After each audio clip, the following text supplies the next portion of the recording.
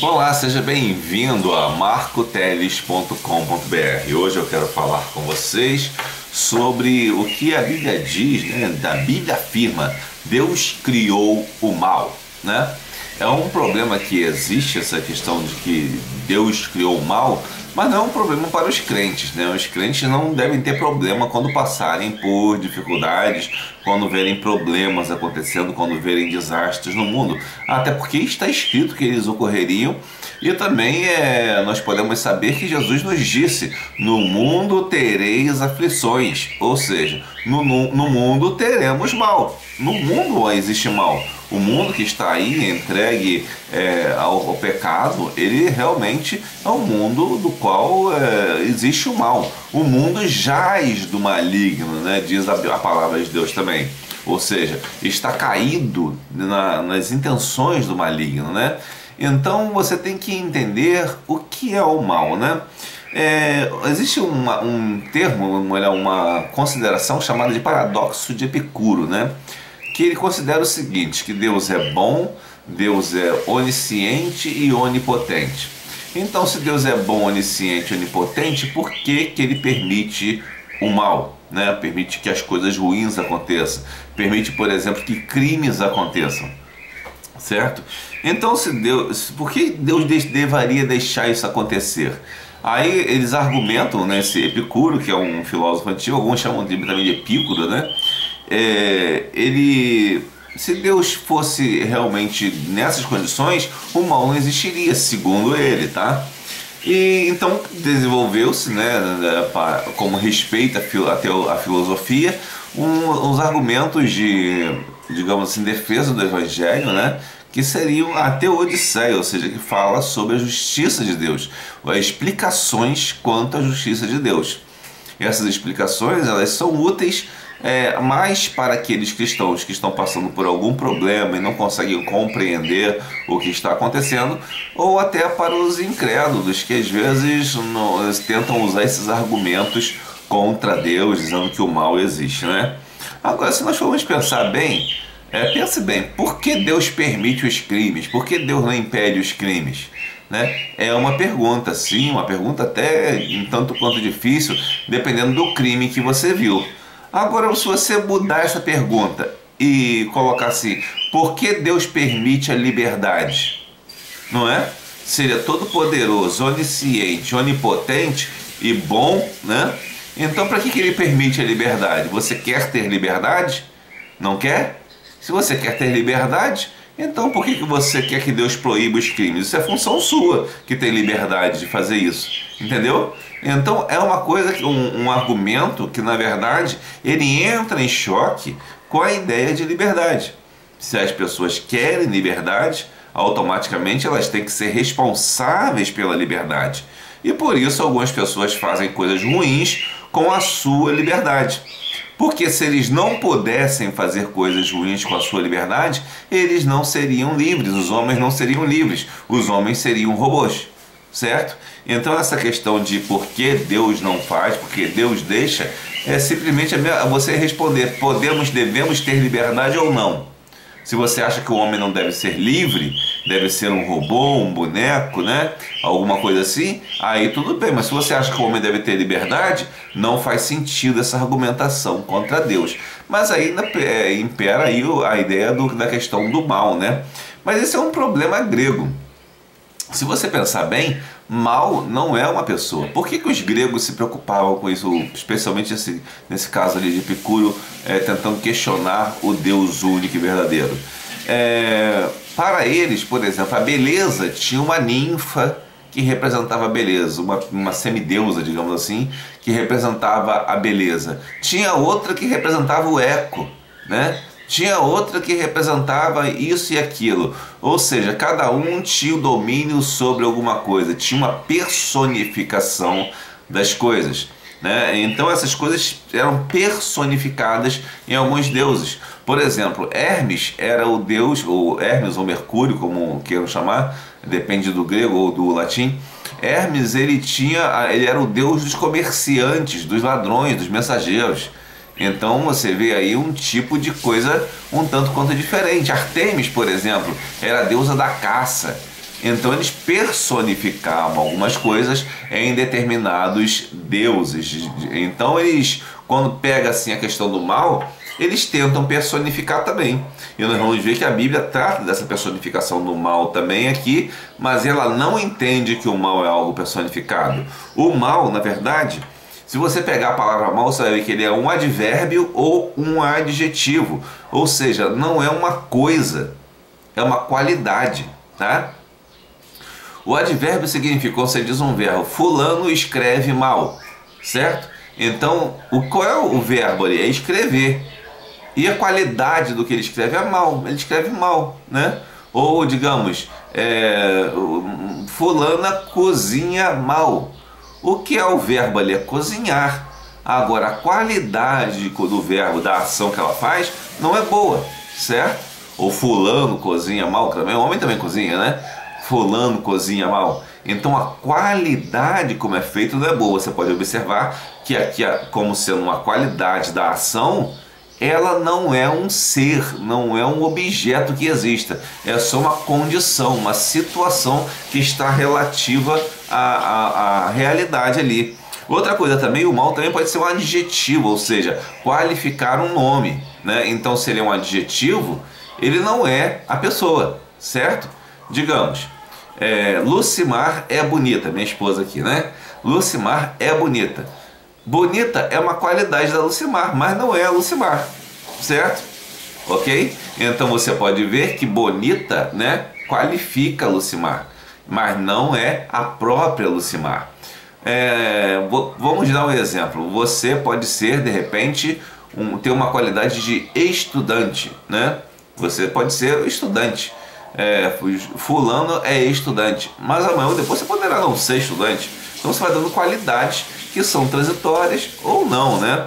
Até o próprio diabo, o diabo é mal, mas o mal não é o próprio diabo, é uma qualidade do diabo, só que é uma qualidade constante do diabo de fazer o mal. Então você pode ver aí que você separa o ser criado da qualidade. Isso significa o quê? Que nós temos livre-arbítrio, responsabilidade devido à nossa liberdade.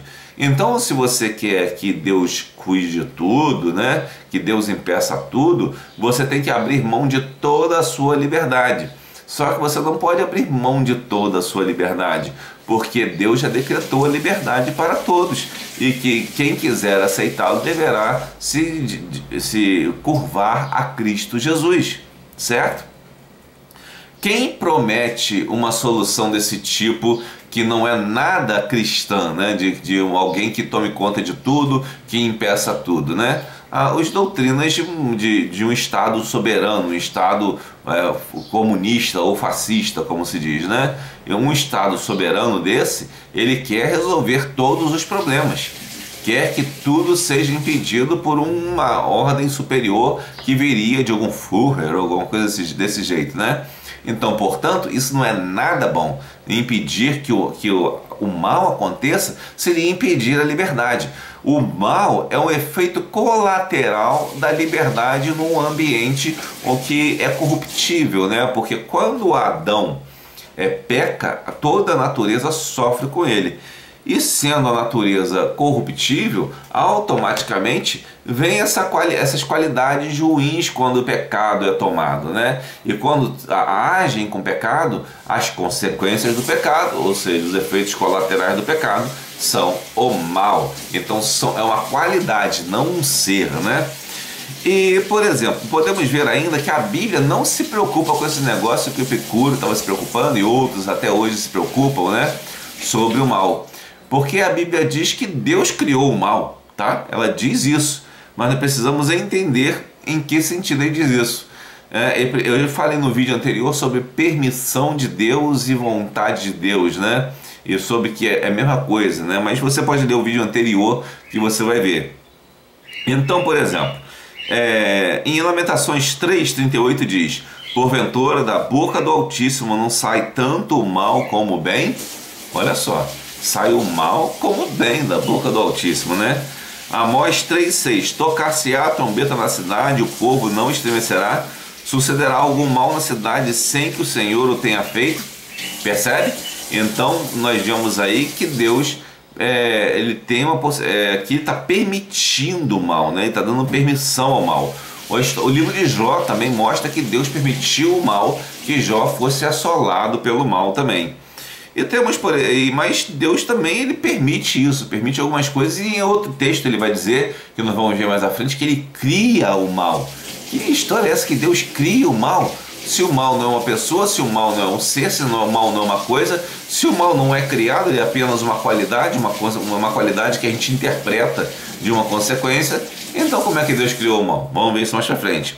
Mas eu quero dar uns exemplos de hoje para você entender como o mal também ele pode ser um tanto quanto relativo, né? O mal ele é relativo de acordo com o que é mal para você é bom para o outro de uma forma, né? Mas não deixa de ser um mal, um sentido, né? Mas não é uma coisa que Deus criou, veja bem, não é uma coisa que Deus criou, é uma consequência de ações.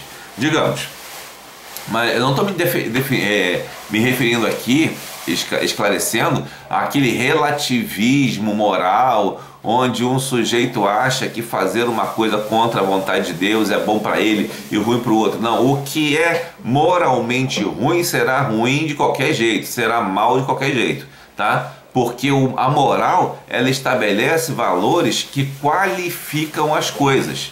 Então, se aquilo é qualificado moralmente como mal, aquilo é um mal, tá? Então, não estou me referindo a isso. Estou me referindo a eventos naturais, a eventos que ocorrem na sua vida, que você pode enxergar como um mal ou não. É nesse sentido que eu estou me referindo a uma relatividade, e não aquela relatividade moral. Como, por exemplo, o cara diz, ladrão que rouba ladrão tem 100 anos de perdão. Ladrão que rouba ladrão é outro ladrão que tem que ir preso junto. Entendeu? Na verdade é isso, tá? Isso que é a verdade, né? Que nós podemos entender na Bíblia Sagrada.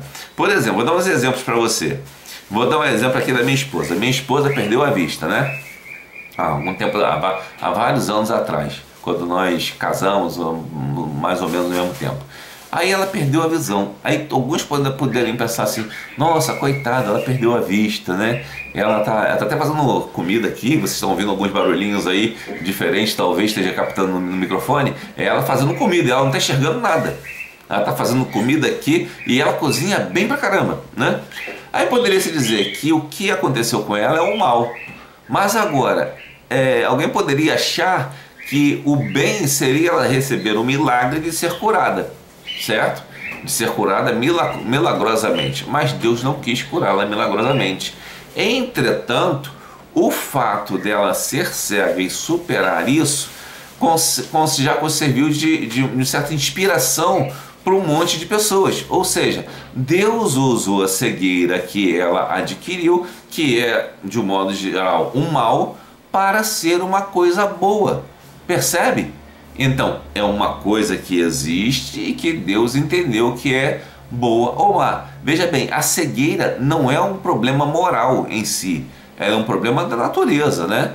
Ela ocorre ou não ocorre, mas os problemas morais são maus ou bons, né? Mas a cegueira dela, por exemplo, depende de como você entende isso, como você encara isso e como você enfrenta. E ela enfrentou muito bem e é uma benção, minha esposa, né, Lucimar? Dá um tchau pro pessoal aí. Oi, gente, um beijo. Ela deu um beijo pra vocês, é muito legal, tá? Um dia vocês vão ver mais ela aqui, quem sabe, né? Ela não gosta muito de aparecer, não.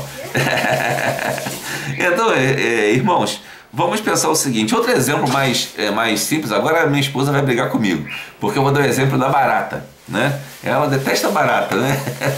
A barata... Hã? Quem é que gosta? Ninguém gosta, né?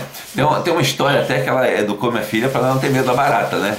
Aí ela estava com minha filha no banheiro, aí apareceu uma barata. Ela tinha um aninho. Como é que foi essa história, Lucimar? Lembra como é que foi a história? A barata chegou lá no banheiro, minha filha tinha um aninho, ela já falava bastante, né, a minha filha. Aí minha filha, mãe, uma barata. Aí minha esposa subiu em cima do vaso, né? Com medo da barata. Aí minha filha ia subir também, ela falou, não, sobe não. Pega o chinelo e mata a barata. Mas mamãe, você tá em cima. Não, eu tô aqui em cima para dar espaço para você matar a barata. né? Ela ficou com medo mesmo, mas aí minha filha, pega a barata, mas mamãe, ela se mexe. Não, mata a barata, pega e pá, bate. Aí ela foi lá, bateu, matou a barata. Aí resultado, minha esposa até hoje tem medo de barata e minha filha não tem medo de barata. Pra você ver como uma coisa a natureza é um tanto quanto relativa, né? A minha filha até hoje, onde ela estiver, ela mata a barata. Tá todo mundo com medo, ela vai lá, pá, mata a barata. Acabou o problema, né? E a figura da barata também nós podemos dizer que ela é o mal na cidade onde nós vivemos. Nós vivemos em casas, né? Que baratas dentro de casa, elas transmitem doenças. Mas a barata na natureza, ela não é um mal, porque ela consome coisas que estão se decompondo, né? Ela faz uma certa limpeza na natureza. Então ela é má por um lado, dependendo do ponto de vista que você está olhando. Por outro lado, ela é bom. Dentro de casa, ela não está no ambiente que ela deveria estar. Certo? Aí fica sendo ruim, né? E às vezes quando ela está fora de casa, quando está, por exemplo, na floresta, digamos que seja, ela está no lugar adequado, que está fazendo o seu papel no ecossistema, entendeu? Inclusive podemos estender isso até para o rato. Aí minha esposa vai me criticar mais aqui, porque o rato é pior ainda, né? Segundo ela. Mas é um exemplo para você, mostrando que as coisas que acontecem na natureza, elas não são nem mais nem boas, elas podem ter um contexto mal ou um contexto bom. Entretanto, as coisas morais, os valores morais, você não pode relativizar dessa maneira. Se a Bíblia diz que roubar é ruim, não existe essa história de ladrão que rouba ladrão tem 100 anos de perdão. É sempre mal, tá? Agora, a única coisa que há uma diferença que a Bíblia nos mostra é quando alguma coisa é feita que seria considerada mal, como por exemplo mentir, para fazer a vontade de Deus, a vontade certa de Deus, para proteger alguém que esteja fazendo a vontade de Deus. Aí, mas é uma coisa muito delicada e que ocorre raras vezes, né? Por exemplo, Raabe mentiu para salvar os espias de Israel, de Josué, né? E aqueles espias foram salvos e Raabe, inclusive, entrou na descendência de Jesus. Se você ler Mateus 1, você vai ver que Raabe está lá. Ou seja, Raabe entrou na descendência de Jesus, mesmo tendo mentido para salvar aqueles espias. Por quê? Aí foi o que prevalece é a vontade de Deus. Ela falou uma verdade para que se fizesse o bem verdadeiro e não o falso bem, que seria ajudar aqueles homens ímpios, certo? Então ela fez uma proteção, o que valeu ali foi a proteção que ela deu aos servos de Deus, tá? Então, para conseguir protegê-los, que foi o ato bom que ela fez, ela teve que usar um recurso que foi uma pequena, digamos assim, permissão de Deus, tá? Bom, agora eu disse para você que a Bíblia diz que Deus criou o mal. Meu Deus, a Bíblia criou o mal. E Isaías é quem profetizou isso. Veja bem, eu disse para você que Deus permite o mal. Inclusive, uma das coisas que Deus permitiu para o povo de Israel foi ele ser atacado por povos dominadores, por vários impérios, e ser enviado para fora, né? Para fora de Israel, para a Babilônia, por exemplo. Mas o mesmo Deus prometeu que enviaria, libertaria eles e traria de volta para Israel. E de fato isso aconteceu, né? Lá em Isaías 45 em diante, né, você vai ver algumas coisas sobre, ou melhor, 44, você vai ver sobre Ciro, o rei da Pérsia, né? Isaías faz uma profecia que o Senhor está falando sobre Ciro, rei da Pérsia, que ele salvaria, libertaria o povo de Israel antes de Ciro nascer. Veja aí Isaías 44, 28 e 45, 7. Não, então, tá um pouquinho errado aqui, é de 45, de 1 a 7. Que digo de Ciro, é meu pastor e cumprirá tudo que me apraz, dizendo assim também a Jerusalém, tu serás edificada e ao templo tu serás fundada. Isso, Isaías 44, 28, né? Agora 45, de 1 a 7. Ele disse aqui que Ciro, um rei pagão, era pastor de Deus. Deus colocou como pastor dele um rei pagão, tá? Por uma finalidade específica. Ele comissionou a Ciro para salvar o povo de Israel. E ele continua dizendo assim: assim diz o Senhor ao seu ungido, a Ciro. Ou seja, Ciro foi considerado um ungido de Deus para salvar o povo, a quem tomo pela mão direita para bater as nações diante de sua face e descingir os lombos dos reis, para abrir diante dele as portas não se fecharão. Eu irei adiante de ti e endireitarei os caminhos tortuosos, quebrarei as portas de bronze e despedaçarei os ferrolhos de ferro. Ou seja, as guerras que Ciro travasse, onde ele fosse conquistando, Deus iria abrindo tudo para ele, né? Dar-te os tesouros escondidos e as riquezas encobertas, para que saibas que eu sou o Senhor, o Deus de Israel, que te chama pelo teu nome, por amor do meu servo Jacó e de Israel, meu eleito, e te chamei pelo teu nome, pus o teu sobrenome, ainda que não me conhecesses. Ou seja, Ciro não conhecia Jesus, a Deus, era um pagão, né? Mesmo assim, Deus colocou o sobrenome dele aqui, diz que ele estaria lá. Eu sou o Senhor e não há outro, fora de mim não há Deus. Ele está falando diretamente para Ciro, tá? Antes de Ciro nascer, essa profecia foi proferida para ele, no nome dele especial. Eu sou o Senhor e não há outro, fora de mim não há Deus. Eu te cingirei ainda que tu não me conheças, né? Ainda que ele não conhecesse a Deus, ele seria cingido como eleito. Para que se saiba desde o nascente do sol e desde o poente, que fora de mim não há outro. Eu sou o Senhor e não há outro. Aí vem o texto que nos dá algum pouquinho de dúvida aqui para alguns. Eu formo a luz e crio as trevas. Eu faço a paz e crio o mal. Eu, o Senhor, faço todas essas coisas. Veja bem, formo a luz e crio as trevas. Faço a paz e crio o mal. Eu, o Senhor, faço todas essas coisas. É interessante que ele faz uma comparação aqui de luz e trevas, né? E paz e mal, né? Se você for pensar, lembra que nós falamos que o mal ele é um advérbio ou um adjetivo, né? Inclusive aqui é mal com L, né? Quando a gente quer mal, né?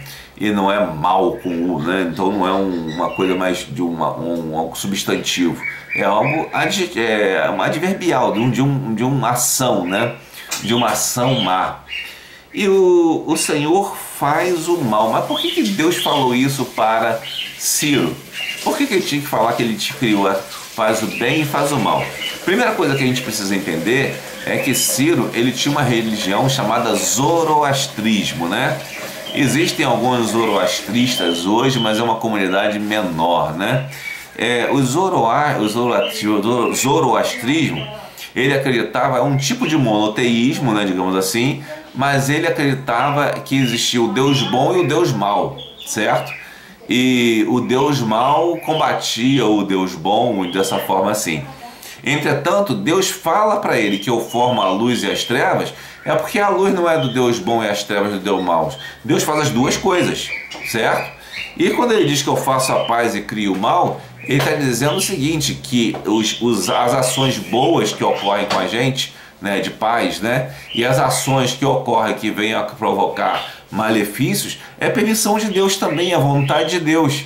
Então não tem um Deus bom e um Deus mau. Aqueles povos antigos, eles tinham o Deus da fertilidade, o Deus da colheita, o Deus do bem, o Deus do mal, o Deus da saúde, o Deus da doença. Tinha várias coisas nesse sentido. Mas Deus está dizendo, Ele é o Deus de tudo, de todas as coisas. Ele é o Deus perfeito, que você não pode comparar com nenhum outro. É isso que Ele está dizendo para Deus. E quando Ele diz que Ele cria a paz e o mal, a luz e as trevas, Ele está dizendo que não existe opositor a Ele. Não existe nenhum Deus que possa vencer a Deus. O diabo, por exemplo, não é opositor de Deus. Ele é rebelde, que é diferente. O diabo é um rebelde e ele ataca o homem. O diabo ataca o homem. Atacar a Deus, ele é incapaz. Ele está totalmente submisso à vontade de Deus, que permite, por enquanto, que ele esteja solto. Mas vai chegar um momento que ele será totalmente vencido, como você pode ver lá em Apocalipse 20, de 21 e 22. Você vai poder ver isso, que realmente o diabo será vencido no último dia. Deus só está esperando o momento certo para que muitos se convertam e aceitem a Jesus, certo?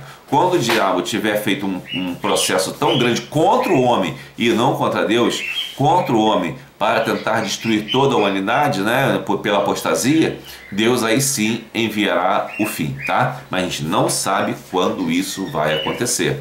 Portanto, nós vemos que quando diz que Deus criou o mal, não significa que ele criou uma coisa chamada mal. Ele criou as ações e as ações boas, né, e os resultados que podem ser maus ou bons, né?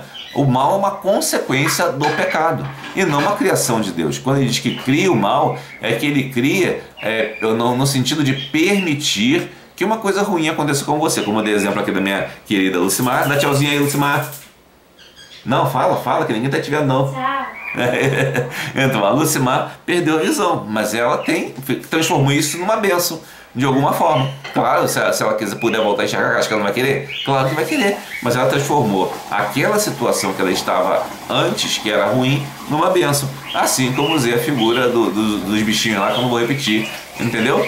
Então você percebe que o mal não é um ser, não é uma coisa, é um advérbio ou um adjetivo, e portanto depende de como você processa as coisas, e você é livre para fazer a vontade de Deus conforme você entenda, tá? Então você precisa fazer a vontade de Deus boa, porque se você não fizer a vontade de Deus, o mal virá sobre você, porque você tem liberdade. Porque se você não fosse livre, você seria um boneco, um fantoche, e Deus não cria fantoche. Que Deus abençoe.